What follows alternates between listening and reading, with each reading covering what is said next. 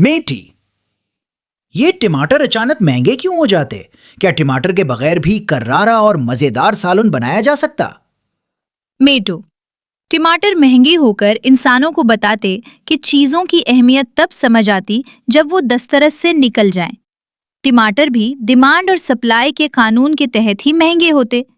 موسم، کیڑوں یا بیماری کے حملے کے باعث فصل برباد ہونے سے سپلائی چین میں خلل آ جاتا، تب قیمتیں اچانک اوپر چلی جاتی۔ ٹماٹر کے بغیر بھی مزیدار سالن بنایا جا سکتا۔ گولڈن براؤن پیاز اور دہی کے پیسٹ، ابلے ہوئے آلو اور املی کے پانی کے پیسٹ سے بھی سالن مزیدار اور کرارا بنتا۔ اچھا، ایسے ہوتا؟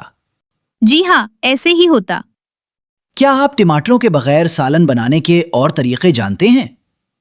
اپنی ریسیپیز تفصیل کے ساتھ کامنٹ سیکشن میں تحریر کریں۔